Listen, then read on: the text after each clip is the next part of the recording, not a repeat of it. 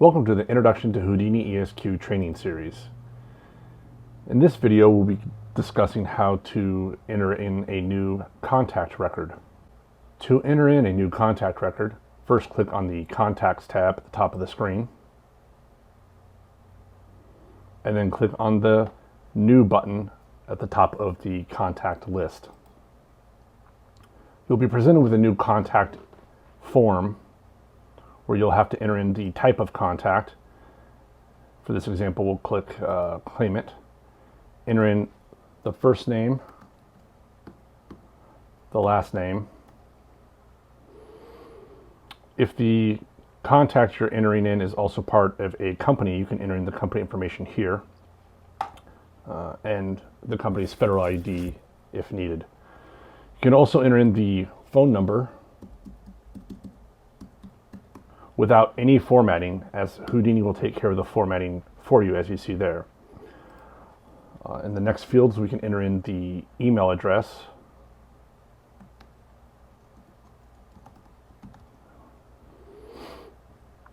and then finally we can enter in the address.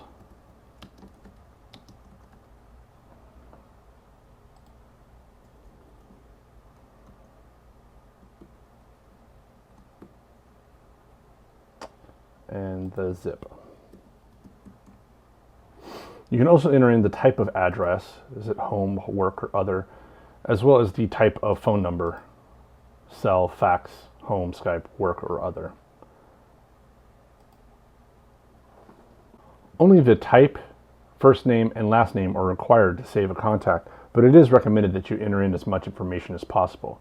So now that we have phone number, email address, and address as well, we'll click the Save button. One of the features inside of HoudiniESQ is duplicate record checking for contacts.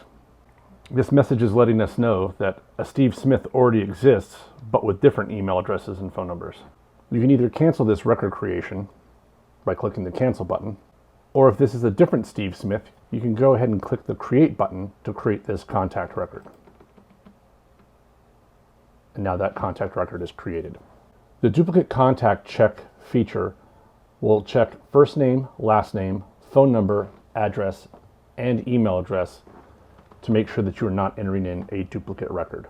It is recommended that you always search for an existing contact record before creating a new one. To search for an existing contact record, click in the search field at the top of the contact list. You can either enter in first name, last name, partial name, full names, partial phone numbers, full phone numbers, or partial or full addresses. You don't have to hit return. After about a second, the search will start, and you'll notice now we have a list of records that all have Wilcox in it.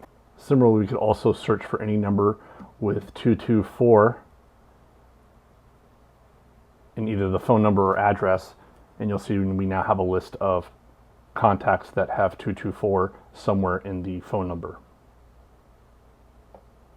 To clear the search, click the red X and you're taken back to the default contact list. Contacts are ordered and grouped by type and by most recently updated or created. The default grouping is type.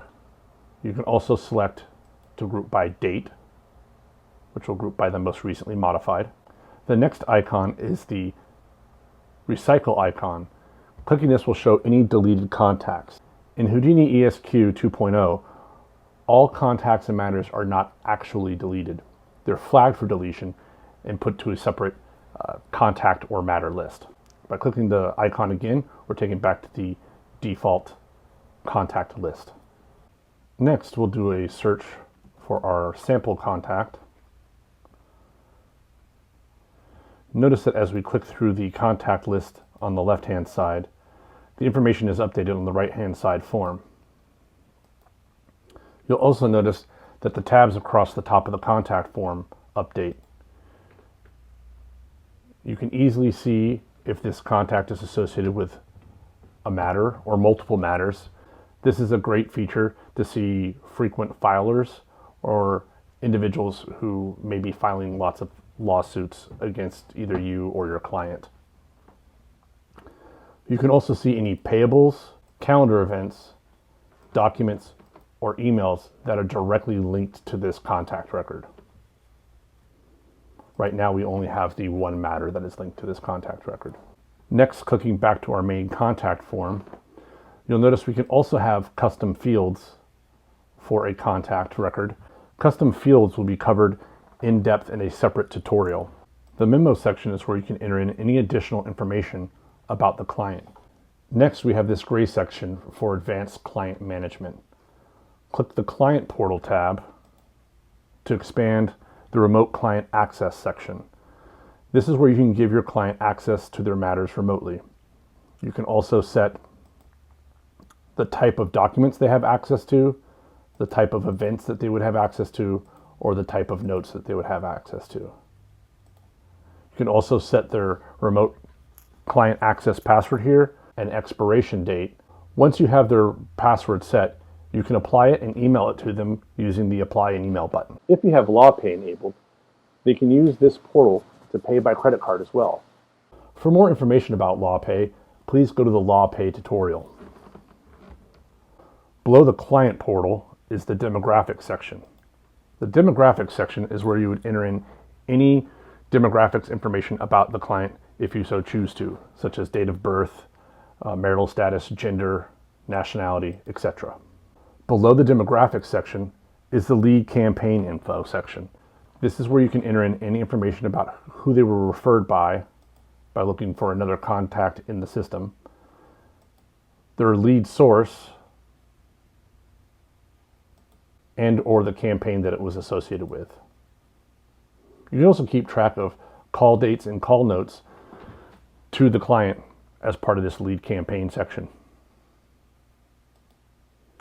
And finally, you have the communication automation section. This is where you can override the communication automation section that is set up in the config or admin panel. Communication automation in the config/admin panel will be covered in a separate tutorial.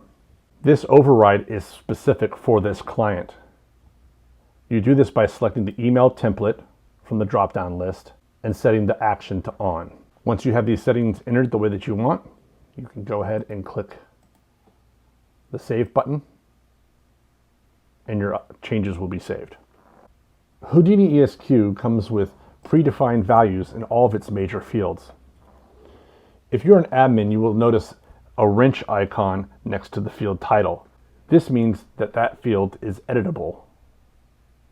To add an additional value, you'll notice that there's no company value in the type dropdown on this contact screen.